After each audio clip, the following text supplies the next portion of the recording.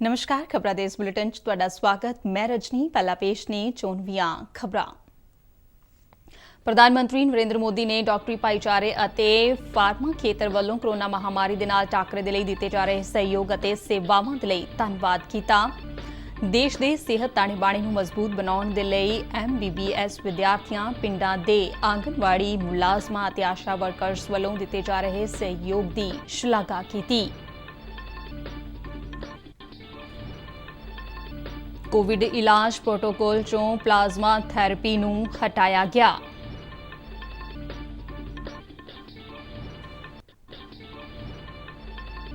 CoWIN portal ਅਗਲੇ ਹਫ਼ਤੇ ਤੋਂ ਹਿੰਦੀ ਸਮੇਤ 14 ਹੋਰ ਖੇਤਰੀ ਭਾਸ਼ਾਵਾਂ 'ਚ ਉਪਲਬਧ ਹੋਵੇਗੀ।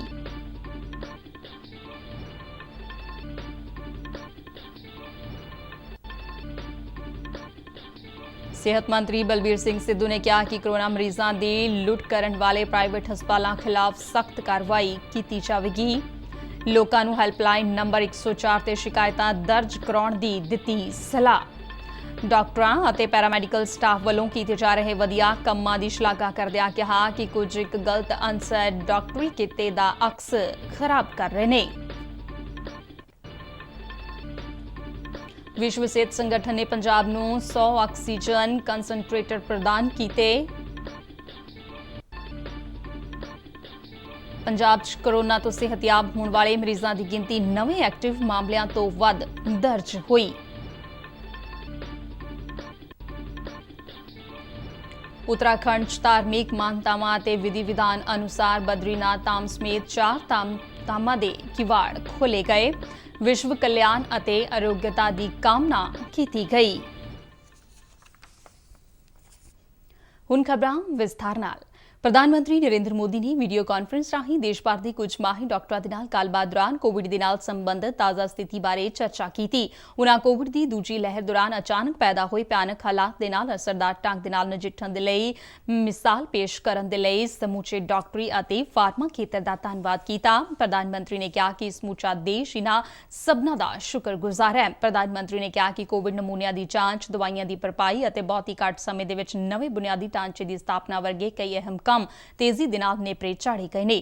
ਆਕਸੀਜਨ ਉਤਪਾਦਨ ਅਤੇ ਸਪਲਾਈ ਦੀ ਚੁਣੌਤੀ ਨੂੰ ਵੀ ਚੌਕਸ ਰਹਿੰਦਿਆਂ ਨਿਪਟਾ ਲਿਆ ਗਿਆ। ਪ੍ਰਧਾਨ ਮੰਤਰੀ ਨੇ ਕਿਹਾ ਕਿ ਟੀਕਾਕਰਨ ਪ੍ਰੋਗਰਾਮ ਸ਼ੁਰੂ ਕੀਤਾ ਜਾਣਾ ਬਹੁਤ ਹੀ ਅਸਰਦਾਰ ਸਾਬਤ ਹੋਇਆ ਹੈ। ਉਨ੍ਹਾਂ ਕਿਹਾ ਕਿ ਦੇਸ਼ ਦੇ ਵਿੱਚ ਤਕਰੀਬਨ 90% ਡਾਕਟਰੀ ਕਿੱਤੇ ਦੇ ਨਾਲ ਜੁੜੇ ਪੇਸ਼ਾਵਰਾਂ ਵੱਲੋਂ ਆਕਸੀਜਨ ਦੀ ਪਹਿਲੀ ਖੁਰਾਕ ਲਗਾਈ ਜਾ ਚੁੱਕੀ ਹੈ, ਜਿਸ ਨਾਲ ਜ਼ਿਆਦਾਤਰ ਡਾਕਟਰਾਂ ਦੀ ਸੁਰੱਖਿਆ ਯਕੀਨੀ ਹੋ ਗਈ ਹੈ। ਪ੍ਰਧਾਨ ਮੰਤਰੀ ਨੇ ਡਾਕਟਰਾਂ ਨੂੰ ਅਪੀਲ ਕੀਤੀ ਕਿ ਉਹ ਆਪਣੀ ਰੋਜ਼ਾਨਾ ਦੇ ਯਤਨਾਂ ਦੇ ਵਿੱਚ ਆਕਸੀਜਨ ਐਡਿਟ ਨੂੰ ਵੀ ਸ਼ਾਮਲ ਕਰਨ। ਉਨ੍ਹਾਂ ਕਿਹਾ ਕਿ MBBS ਵਿਦਿਆਰਥੀਆਂ ਨੂੰ ਕੋਵਿਡ ਇਲਾਜ ਅਤੇ ਪਿੰਡਾਂ ਦੇ ਵਿੱਚ ਆਂਗਨਵਾੜੀ ਮੁਲਾਜ਼ਮਾਂ ਅਤੇ ਆਸ਼ਾ ਵਰਕਰਸ ਵਰਗੇ ਮਨੁੱਖੀ ਵਸੀਲਿਆਂ ਨੂੰ ਇਕਜੁੱਟ ਕਰਨ ਦੇ ਨਾਲ ਸਿਹਤ ਪ੍ਰਬੰਧਾਂ ਨੂੰ ਹੋਰ ਮਜ਼ਬੂਤ ਬਣਾਉਣ 'ਚ ਮਦਦ ਮਿਲੀ ਹੈ। ਘਰੇਲੂ ਇਕਾਂਤਵਾਸ 'ਚ ਇਲਾਜ ਕਰਵਾ ਰਹੇ ਮਰੀਜ਼ਾਂ ਦਾ ਜ਼ਿਕਰ ਕਰਦਿਆਂ ਪ੍ਰਧਾਨ ਮੰਤਰੀ ਨੇ ਡਾਕਟਰਾਂ ਨੂੰ ਅਪੀਲ ਕੀਤੀ ਕਿ ਉਹ ਹਰੇਕ ਮਰੀਜ਼ ਨੂੰ ਇਲਾਜ ਦੇ ਲਈ ਬਣਦੀਆਂ ਹਿਦਾਇਤਾਂ ਦੇਣ ਤਾਂ ਜੋ ਅਜਿਹੇ ਮਰੀਜ਼ ਛੇਤੀ ਸਿਹਤਯਾਬ ਹੋ ਸਕਣ। ਉਨ੍ਹਾਂ ਡਾਕਟਰਾਂ ਨੂੰ ਪਿੰਡਾਂ, ਤਹਿਸੀਲਾਂ ਤੇ ਜ਼ਿਲ੍ਹਿਆਂ 'ਚ ਕੰਮ ਕਰਨ ਦੇ ਲਈ ਕਿਹਾ। ਗੱਲਬਾਤ ਦੌਰਾਨ ਡਾਕਟਰਾਂ ਨੇ ਪ੍ਰਧਾਨ ਮੰਤਰੀ ਨਰਿੰਦਰ ਮੋਦੀ ਵੱਲੋਂ ਮਹਾਮਾਰੀ ਦੇ ਨਾਲ ਟਾਕਰੇ ਦੇ ਲਈ ਕੀਤੇ ਜਾ ਰਹੇ ਉਪਰਾਲਿਆਂ ਦੀ ਸ਼ਲਾਘਾ ਕੀਤੀ। ਇਸ ਦੌਰਾਨ ਡਾਕਟਰਾਂ ਨੇ ਆਪਣੇ ਤਜਰਬੇ ਸਾਂਝੇ ਕੀਤੇ ਅਤੇ ਮਹਾਮਾਰੀ ਦੌਰਾਨ ਅਪਣਾਏ ਗਏ ਨਿਵੇਕਲੇ ਤਰੀਕਿਆਂ ਬਾਰੇ ਵੀ ਜਾਣਕਾਰੀ ਦਿੱਤੀ। ਰੱਖਿਆ ਮੰਤਰੀ ਰਾਜਨਾਥ ਸਿੰਘ ਨੇ ਰੱਖਿਆ ਮੰਤਰਾਲਾ ਅਤੇ ਹਥਿਆਰਬੰਦ ਫੌਜਾਂ ਵੱਲੋਂ ਕੋਵਿਡ ਮਹਾਮਾਰੀ ਖਿਲਾਫ ਲੜਾਈ ਦੌਰਾਨ ਕੀਤੇ ਜਾ ਰਹੇ ਕੰਮਾਂ ਦੀ ਮੀਟਿੰਗ ਦੌਰਾਨ ਸਮੀਖਿਆ ਕੀਤੀ। ਰੱਖਿਆ ਮੰਤਰੀ ਨੇ ਇਸ ਦੌਰਾਨ chief of the defence staff, ਤਿੰਨੋਂ ਸੈਨਾਵਾਂ ਦੇ ਮੁਖੀਆਂ ਅਤੇ ਰੱਖਿਆ ਮੰਤਰਾਲਾ ਦੇ ਅਧਿਕਾਰੀਆਂ ਪਾਸੋਂ ਵੀਡੀਓ ਕਾਨਫਰੰਸ ਰਾਹੀਂ ਚੁੱਕੇ ਕਦਮਾਂ ਦੀ ਜਾਣਕਾਰੀ ਹਾਸਲ ਕੀਤੀ। ਮੀਟਿੰਗ ਦੌਰਾਨ ਰੱਖਿਆ ਮੰਤਰੀ ਨੂੰ ਦੱਸਿਆ ਗਿਆ ਕਿ ਇਸ ਮਹਾਮਾਰੀ ਦੇ ਨਾਲ ਨਜਿੱਠਣ ਦੇ ਲਈ ਫੌਜ ਦੇ ਸਾਰੇ ਵਿੰਗਾਂ ਵੱਲੋਂ ਸਿਵਲ ਪ੍ਰਸ਼ਾਸਨ ਨੂੰ ਹਰ ਸੰਭਵ ਸਹਾਇਤਾ ਮੁਹੱਈਆ ਕਰਵਾਈ ਜਾ ਰਹੀ ਹੈ। ਤਿੰਨੋਂ ਫੌਜਾਂ ਵੱਲੋਂ ਕੋਰੋਨਾ ਮਰੀਜ਼ਾਂ ਦੇ ਇਲਾਜ ਦੇ ਲਈ ਵੱਖ-ਵੱਖ ਸੂਬਿਆਂ 'ਚ ਵਿਸ਼ੇਸ਼ ਕੋਵਿਡ ਵਾਰਡ ਵਿਕਸਿਤ ਕੀਤੇ ਗਏ ਨੇ।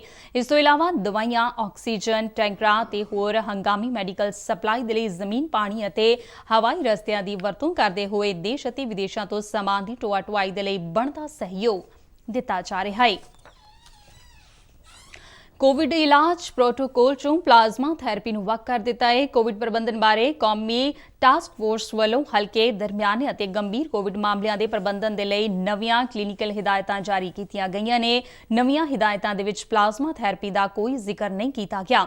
ਇਹ ਫੈਸਲਾ ਏਮਸ, ICMR, ਕੋਵਿਡ-19 ਕੌਮੀ ਟਾਸਕ ਫੋਰਸ ਅਤੇ ਕੇਂਦਰੀ ਸਿਹਤ ਮੰਤਰਾਲਾ ਦੀ ਸਾਂਝੀ ਨਿਗਰਾਨ ਸਮੂਹ ਦੇ ਮਾਹਿਰਾਂ ਵੱਲੋਂ ਕੀਤੀਆਂ ਗਈਆਂ ਸਿਫਾਰਸ਼ਾਂ ਦੇ ਆਧਾਰ ਤੇ ਲਿਆ ਗਿਆ। ਨਵੀਆਂ ਗਾਈਡਲਾਈਨਸ ਅਨੁਸਾਰ ਕੋਵਿਡ ਮਰੀਜ਼ਾਂ ਨੂੰ 3 ਹਿੱਸਿਆਂ ਦੇ ਵਿੱਚ ਵੰਡਿਆ ਗਿਆ। ਹਲਕੇ ਲੱਛਣਾਂ ਵਾਲੇ ਮਰੀਜ਼ਾਂ ਨੂੰ ਘਰੇਲੂ ਇਕਾਂਤਵਾਸ 'ਚ ਰਹਿਣ, ਦਰਮਿਆਨੇ ਮਰੀਜ਼ਾਂ ਨੂੰ ਕੋਵਿਡ ਵਾਰਡ ਦੇ ਵਿੱਚ ਦਾਖਲ ਕਰਵਾਉਣ ਅਤੇ ਵਧੇਰੇ ਨਾਜ਼ੁਕ ਹਾਲਾਤ ਵਾਲੇ ਮਰੀਜ਼ਾਂ ਨੂੰ ICU 'ਚ ਭਰਤੀ ਕਰਵਾਉਣ ਦੀ ਸਿਫਾਰਿਸ਼ ਕੀਤੀ ਗਈ ਹੈ। ਪਿਛਲੇ ਸਾਲ ਕੋਰੋਨਾ ਮਰੀਜ਼ਾਂ ਨੂੰ ਪਲਾਜ਼ਮਾ ਥੈਰੇਪੀ ਦਿੱਤੀ ਗਈ ਸੀ। ਇਸ ਸਾਲ ਅਪ੍ਰੈਲ ਮਹੀਨੇ ਤੋਂ ਸ਼ੁਰੂ ਹੋਈ ਕੋਰੋਨਾ ਦੀ ਦੂਜੀ ਲਹਿਰ ਦੌਰਾਨ ਪਲਾਜ਼ਮਾ ਦੀ ਮੰਗ ਇੱਕ ਵਾਰ ਫਿਰ ਵੱਧ ਗਈ ਸੀ, ਪਰ ਡਾਕਟਰੀ ਮਾਹਿਰਾਂ ਵੱਲੋਂ ਇਸ ਥੈਰੇਪੀ ਦੇ ਅਸਰਦਾਰ ਨਾ ਹੋਣ ਅਤੇ ਸਿਰਫ ਸ਼ੁਰੂਆਤੀ ਦੌਰ ਵਿੱਚ ਹੀ ਇਸ ਦੇ ਲਾਭਕਾਰੀ ਹੋਣ ਦੀ ਗੱਲ ਆਖੀ ਗਈ ਸੀ। ਕੋਵਿਨ ਪੋਰਟਲ ਅਤੇ ਅਗਲੇ ਹਫ਼ਤੇ ਤੋਂ ਹਿੰਦੀ ਸਮੇਤ 14 ਹੋਰ ਖੇਤਰੀ ਭਾਸ਼ਾਵਾਂ ਉਪਲਬਧ ਹੋਣਗੀਆਂ। ਕੇਂਦਰੀ ਸਿਹਤ ਸਕੱਤਰ ਰਾਜੇਸ਼ ਭੂਸ਼ਣ ਨੇ ਨਵੀਂ ਦਿੱਲੀ ਵਿੱਚ ਕੋਵਿਡ-19 ਬਾਰੇ ਉੱਚ ਪੱਧਰੀ ਮੰਤਰੀ ਸਮੂਹ ਦੀ 28ਵੀਂ ਮੀਟਿੰਗ ਦੌਰਾਨ ਇਹ ਜਾਣਕਾਰੀ ਦਿੱਤੀ। ਉਨ੍ਹਾਂ ਦੱਸਿਆ ਕਿ ਟੀਕਾਕਰਨ ਦੇ ਲਈ ਕੋਵਿਨ ਪੋਰਟਲ ਤੇ ਰਜਿਸਟ੍ਰੇਸ਼ਨ ਕੀਤੀ ਜਾਂਦੀ ਹੈ। ਪੋਰਟਲ ਤੇ ਲਾਭਪਾਤਰੀਆਂ ਦੇ ਰਜਿਸਟ੍ਰੇਸ਼ਨ, ਟੀਕਾਕਰਨ ਕੇਂਦਰ ਦੀ ਵੰਡ, ਲਾਭਪਾਤਰੀ ਨੂੰ ਸੁਨੇਹਾ ਭੇਜਣ ਸਮੇਤ ਕੋਵਿਡ-19 ਟੀਕਾਕਰਨ ਦੇ ਨਾਲ ਜੁੜੀ ਹਰੇਕ ਜਾਣਕਾਰੀ ਉਪਲਬਧ ਕਰਵਾਈ ਜਾ ਰਹੀ ਹੈ। 18 ਸਾਲ ਜਾਂ ਉਸ ਤੋਂ ਵੱਧ ਉਮਰ ਵਰਗ ਦੇ ਸਾਰੇ ਨਾਗਰਿਕ ਟੀਕਾਕਰਨ ਦੇ ਲਈ ਕੋਵਿਨ ਪੋਰਟਲ www.cowin.gov.in ਤੇ ਰਜਿਸਟ੍ਰੇਸ਼ਨ ਕਰਵਾ ਸਕਦੇ ਨੇ।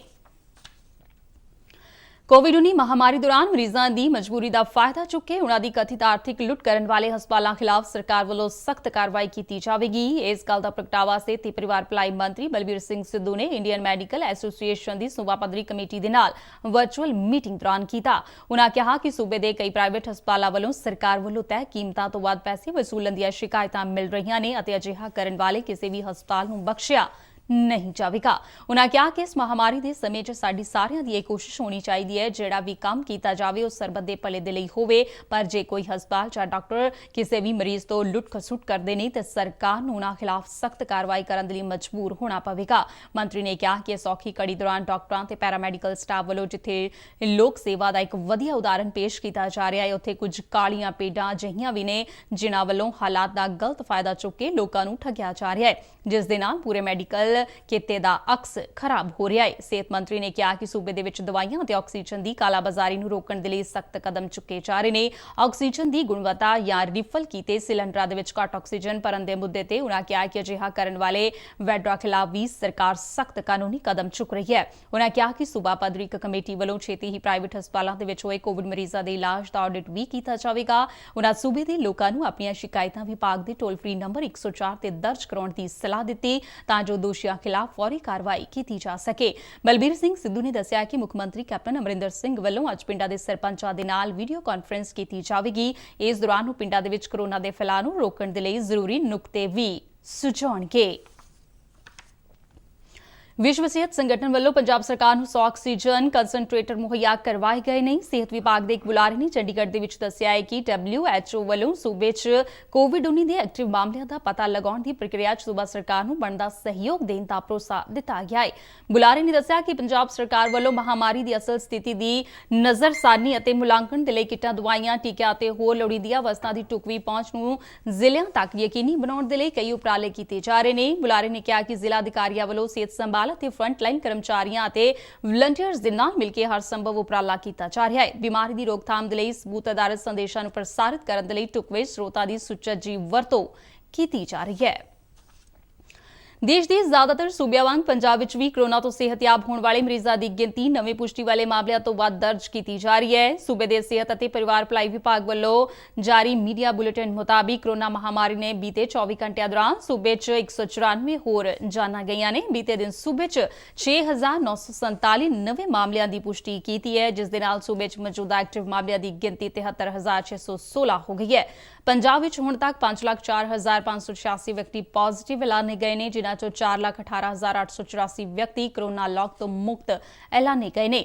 ਇਸ ਮਹਾਮਾਰੀ ਦੇ ਨਾਲ ਹੁਣ ਤੱਕ ਪੰਜਾਬ ਵਿੱਚ ਕੁੱਲ 12,086 ਮੌਤਾਂ ਹੋ ਚੁੱਕੀਆਂ ਨੇ। ਬੀਤੇ ਦਿਨ 8,552 ਵਿਅਕਤੀਆਂ ਨੂੰ ਸਿਹਤਯਾਬ ਐਲਾਨਿਆ ਗਿਆ, ਜਿਨ੍ਹਾਂ ਚੋਂ ਸਭ ਤੋਂ ਵੱਧ 1,211 ਵਿਅਕਤੀ ਲੁਧਿਆਣਾ 'ਚ ਸਿਹਤਯਾਬ ਐਲਾਨੇ ਗਏ ਨੇ। ਲੁਧਿਆਣਾ ਵਿੱਚ ਇਸ ਵੇਲੇ ਕੋਰੋਨਾ ਦੇ 12,837 ਐਕਟਿਵ ਮਾਮਲੇ ਨੇ, ਜਦਕਿ ਮੁਹਾਲੀ ਦੇ ਵਿੱਚ 8,656 ਵਿਅਕਤੀ ਜ਼ੇਰੇ ਇਲਾਜ ਨੇ। ਇਸ ਦੇ ਨਾਲ ਹੀ ਖਬਰਾਂ ਦਾ ਇਹ ਬੁਲੇਟਿਨ ਖਤਮ ਹੁੰਦਾ ਹੈ। ਨਮਸਕਾਰ।